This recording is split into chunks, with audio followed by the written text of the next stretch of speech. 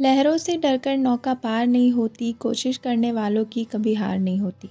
Hello everyone, good morning. This is Disha. Welcome back to my YouTube channel. Today I am taking you through a typical day in my life as a UPSC aspirant.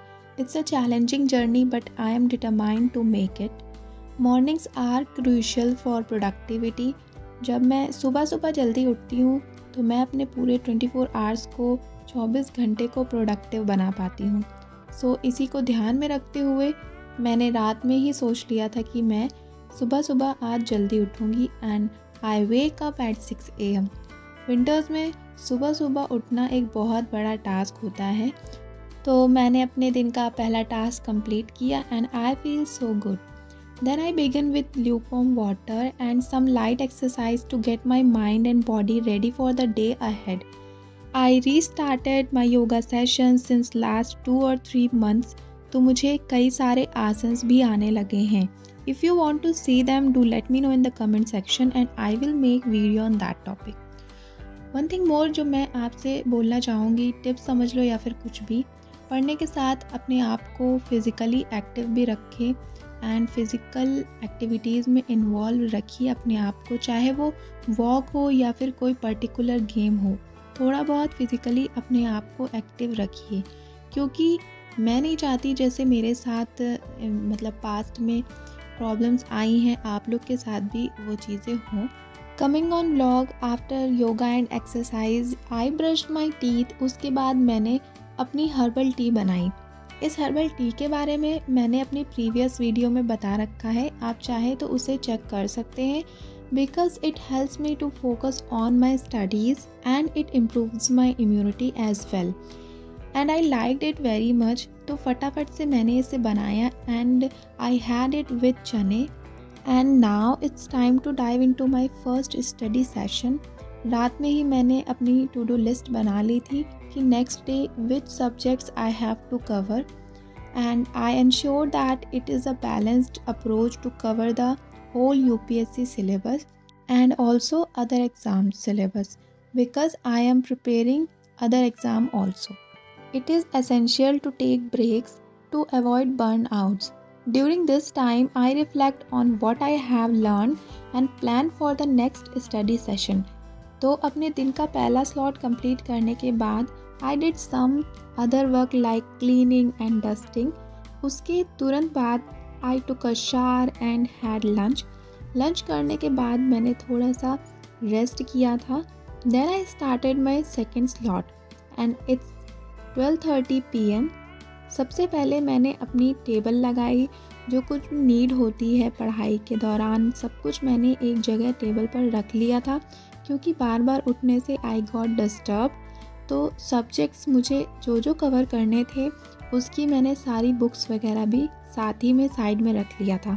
तो in my second slot of the day I am covering current affairs as well as the Hindu newspaper analysis. Through this I stay updated with national and international news because staying updated with current affairs through newspaper like The Hindu is crucial for the civil services exam. It helps me to understand contemporary issues, government policies and global events which are part of exam syllabus. Regular analysis improves your comprehension and critical thinking skill, adding in essay writing and interview preparation. आप सब में से कई लोग ने मुझसे पूछा था कि आपने अपनी जॉब क्यों छोड़ दी। तो मैं आपको बता दूं, सबसे पहला रीज़न यही था कि मेरे कई सारे एग्ज़ाम्स की डेट आ गई थी एंड आई फेल्ट दैट कि मुझे अब डेडिकेटली सिर्फ एग्ज़ाम की प्रिपरेशन करनी चाहिए। बिकॉज़ यू नो दैट कि ज़िंदगी बार बार मौका नहीं देती है। अभी मौका मिला है तो क्यों ना उसमें अपना 100% दिया जाए, इसीलिए आई लीव माई जॉब। बाकी 2-3 रीज़न्स और थे। सेकेंड रीज़न ये था कि ऐसे वर्क प्लेसेस में आपको पॉलिटिक्स वगैरह भी देखने को मिलती है। अगर आप अच्छे हो अपने काम के प्रति तो लोग आपको नीचा दिखाने की ज़रूर कोशिश करते हैं। बिकॉज़ यू नो दैट कि आप बाहर निकलोगे तो 100 तरीके के लोग आपको मिलते हैं, सब लोग तो अच्छे मिलेंगे नहीं। एंड थर्ड रीज़न ये था कि जब आप प्राइवेट जॉब करते हो तो बहुत सारे इश्यूज़ आते हैं। जो भी प्राइवेट जॉब कर रहे हो उनको पता होगा। एंड उसके साथ आपको मतलब कई सारे इश्यूज़ तो देखने को मिलेंगे ही मिलेंगे, लाइक सैलरी का इशू, टाइम का इशू, एंड ये सारे इश्यूज़ देखने को मिलेंगे नो डाउट।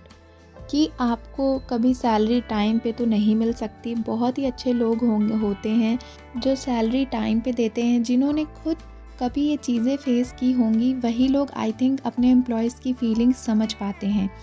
इट्स रॉन्ग यार, अगर आप किसी से काम कराते हो और आप उसके पैसे भी नहीं देते हो तो it's not good thing. And उसमें उसका वक्त भी जाता है और बहुत सारी एनर्जी है जो मतलब वो अपनी देता है, तो it's not good thing. And I face these problem lot of time, and आप लोगों में से कुछ लोग ने भी ऐसी प्रॉब्लम्स फेस की होंगी। तो क्या इसका कोई सॉल्यूशन नहीं है? बिल्कुल है। प्राइवेट एम्प्लॉयज़ के लिए भी कुछ ह्यूमन राइट्स हैं। सबसे पहले सैलरी से रिलेटेड मतलब राइट्स बताती हूँ मैं आप लोगों को। अगर आपने किसी भी कंपनी में काम किया और आपको टाइम से सैलरी नहीं मिलती है तो आपके पास ये अधिकार है कि आप उस कंपनी के अगेंस्ट कंप्लेंट कर सकते हैं। Employees have the right to take legal action. अपने आसपास के लेबर डिपार्टमेंट में जाके अपनी बात रख सकते हैं। अगर आप जाना नहीं चाहते तो ऑनलाइन भी कंप्लेन कर सकते हैं।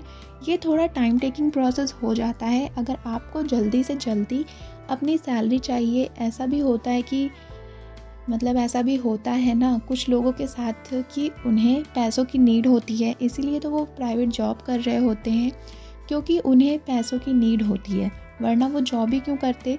तो ऐसी सिचुएशन में आप उस एरिया के पुलिस स्टेशन जा सकते हैं जिस एरिया में आपका ऑफिस पड़ता है, जहां आपने जॉब किया है। और दूसरी चीज़ ये ध्यान रखना है कि पहले आपको चौकी जाना है, थाने नहीं जाना है, और एक एप्लीकेशन लिख के जाना है अपने साथ लेके। एक A4 साइज़ शीट में अपनी सारी बातें लिख लेनी है कि आपने इस दिन जॉब ज्वाइन की थी, कंपनी का पूरा नाम, एड्रेस एंड ऑल सब चीज़ें आपको अच्छे से लिखनी है। वहाँ से आपको इंस्टेंट हेल्प मिलेगी। बहुत ही सिंसियरली आपको ये सब चीज़ें करनी है and you will definitely get your salary with in 1 और 2 डेज़। और अनदर थिंग हमेशा याद रखें कि जब भी आप किसी भी कंपनी से जॉब से रिलेटेड बात करें तो जो भी बातें आप दोनों के बीच हुई हैं, like salary, time and all, इन सब से रिलेटेड जो भी बातें आप दोनों के बीच हुई हो, वो सारी बातें आपके रिकॉर्ड में होनी चाहिए। ये सब बात बाद में काम आती हैं। That will helps you as a proof. तो नाउ कमिंग ऑन ब्लॉग, अभी मैं यहाँ पे अपने नोट्स बना रही हूँ, जो भी इम्पॉर्टेंट पॉइंट्स हैं उसे लिखती जा रही हूँ, and this will help me later for revision.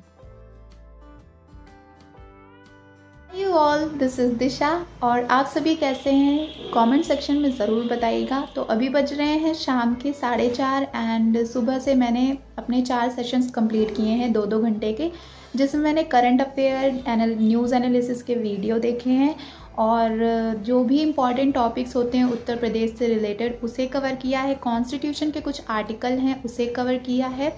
Then maths लगाई, रीजनिंग लगाई और स्टैटिक्स पोर्शन के लेक्चर मैंने कंप्लीट किया है। इतना मैंने आज कंप्लीट किया है and I feel so good. अब मेरा मतलब काफ़ी समय बचा है, शाम होने तक मैं अपना ये सब कुछ पहले रिवाइज़ करूँगी और पिछला जो भी मैंने नोट्स वगैरह बना रखे हैं उसे रिवाइज़ करूँगी। तो मैं सोच रही हूँ अपना 2-3 घंटे रिवीजन का रखूँ।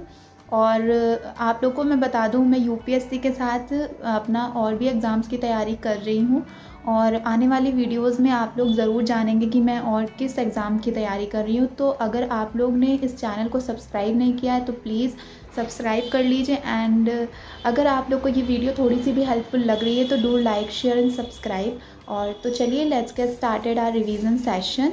और वीडियो को एंड तक आप लोग ज़रूर देखिएगा, बस मैं इतना कहना चाहूँगी। और मुझे सपोर्ट करने के लिए एक लाइक और सब्सक्राइब ज़रूर करिएगा। तो मैं अभी यहाँ पे अपने खुद से बनाए हुए नोट्स रिवाइज़ कर रही हूँ and it is very helpful क्योंकि मैंने एक एक पॉइंट अच्छे से अपने नोट्स में लिखा था। सो गाइज़ 1 से 1.5 घंटा टोटल मैंने रिवीजन किया था। Then I feel like sleepy, तो मैं थोड़ी देर के लिए सोने चली गई थी बिकॉज़ बहुत ही ज़्यादा देर से मैं पढ़ रही थी। Hope you get your answer regarding my job. क्यों मैंने जॉब छोड़ी? बिकॉज इन सब इश्यूज़ के साथ पढ़ाई में भी इफ़ेक्ट होता है, माइंड में अलग टेंशन रहती है, एंड ऑब्वियसली अगर आप इतने बड़े एग्ज़ाम के लिए प्रिपेयर कर रहे हैं तो यू हैव टू बी काम एंड टेंशन फ्री। लोग आपकी मदद ना करें, लेकिन आप तो खुद की मदद कर सकते हो ना। मैंने तो कई बार एक्सपीरियंस किया है कि जब तक हम खुद की मदद नहीं करते तब तक भगवान भी मदद के लिए नहीं आते हैं। तो हमेशा खुद के लिए स्टैंड ज़रूर लें, बिकॉज एट द एंड यही मैटर करता है कि आप खुद के प्रति कितने सहज और संवेदनशील हो। It is a form of self awareness that contributes to emotional wellbeing and personal growth. It involves a compassionate and understanding relationship with one's own thoughts, feelings and needs. खुद के प्रति सहज और संवेदनशील होना कोई गलत बात नहीं है। ये सेल्फ एक्सेप्टेंस और सेल्फ अवेयरनेस का एक महत्वपूर्ण हिस्सा है जो आपको अपने स्ट्रेंथ्स और वीकनेस को समझाने में मदद करता है। सो कमिंग ऑन व्लॉग, शाम को उठने के बाद I felt like let's try something new, so I decided to make samosas. तो जल्दी जल्दी से इसे बनाने की प्रिपरेशन स्टार्ट कर दी थी। Along with me my di was also helping me. मैंने समोसे के अंदर का मसाला रेडी किया and she was making dough for this. बनने के बाद इट रियली टर्न लाइक बाहर वाले समोसे जैसा, जैसे दुकान में मिलते हैं। एंड बैकग्राउंड में गाने चल रहे थे फेवरेट मेरे, एंड उसे तो हम सुना नहीं सकते आपको बिकॉज कॉपीराइट आ जाएगा वीडियो में।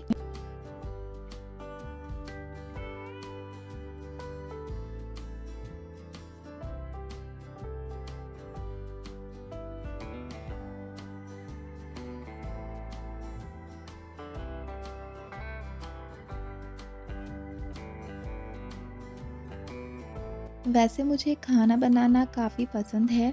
आई like to try new dish, but busy study schedule के चलते रोज़ पॉसिबल नहीं हो पाता है।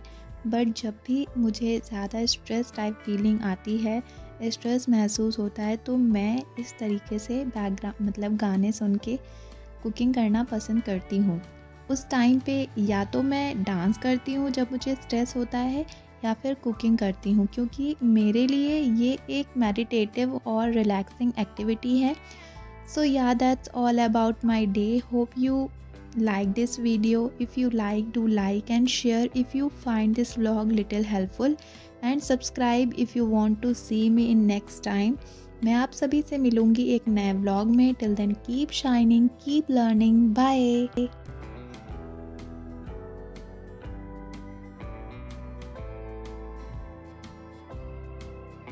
और हाँ, नेक्स्ट वीडियो में मैं बात करूँगी कि मेडिकल फील्ड से अगर आप यूपीएससी की तरफ शिफ्ट करना चाहते हैं तो कुछ टिप्स एंड ट्रिक्स मैंने शेयर किए हैं। तो अगर आप एक मेडिकल स्टूडेंट हो तो स्टे ट्यून्ड।